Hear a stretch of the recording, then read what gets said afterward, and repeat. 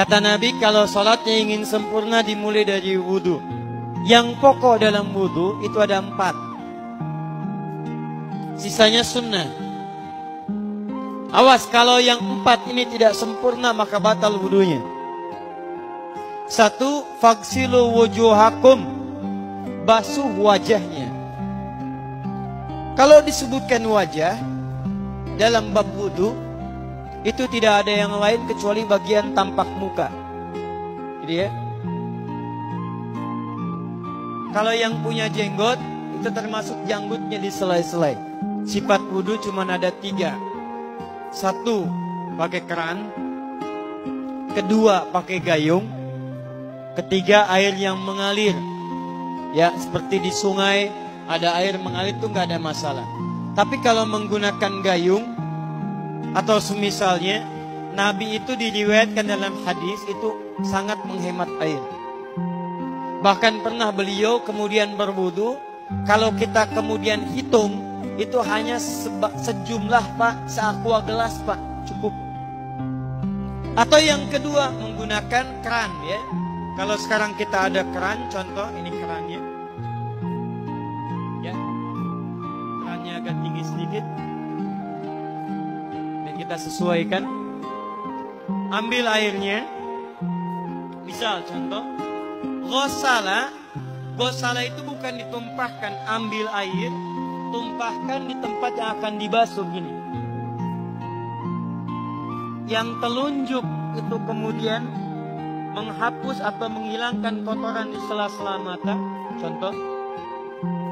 Yang jempol menghilangkan kotoran di sela-sela telinga bagian belakang di sini. Ya. Kalau misalnya saya mulai ambil airnya, kemudian saya tumpahkan di sini. Yang telunjuk membersihkan di jari-jari di sini, di sela-sela mata. Yang jempol kemudian membersihkan di sela-sela di bawah telinga sini. Kemudian selesai. 1. Tahan sebentar ya, ini praktek dulu sebentar. 2. Wa aidiakum ilal marafiq, ini yang sering keliru. Dan tangan sampai siku, bukan dari siku ke tangan. Jadi saat kita mengambil air wudhu, ambil airnya, tumpahkan dari sini ilal marafiq sampai ke siku ke sini. Balikan lagi ke depan. Jadi bukan kerannya dibeginikan, sikunya dibeginikan, takut, bukan. Jadi bukan siku diteruskan ke bawah. Yang tepat itu ambil airnya, kemudian basuh dari sini sampai dengan ke sikunya. Hati-hati, ini ada maknanya. Dan jika benar di hadis Muslim, jika orang wudunya benar seperti ini, maka bersamaan dengan jatuhnya air wudhu itu, jatuh pula dosa-dosa dan kotoran yang melekat pada anggota tubuh. Tidak cukup dengan amin, nanti kita lihat dulu. Tangan selesai, pindah kemana? Bukan ke rambut, tapi kepala. Jadi dalam wudhu yang diusap bukan rambutnya, kepalanya. Itulah keadilan Allah. Kalau yang diusap kepalanya, semua manusia yang hidup pasti punya kepala. Tapi kalau yang diusap rambutnya, ada ketidakadilan. Karena tidak semua orang punya kepala, punya rambut. Tuh. Nah sekarang lihat sini. Ketika kita diminta mengusap kepala, bahasanya masaha. Masaha itu begini. Ini saya punten. Bismillah. Ini ya.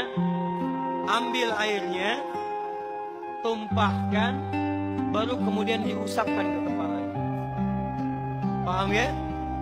Kalau yang ghosala, ambil, tumpahkan di tempat yang akan dibasuh. Tapi kalau masaha, hati-hati. Ambil airnya, tumpahkan, baru diusap. Jadi bukan diambil air, tumpahkan di kepala.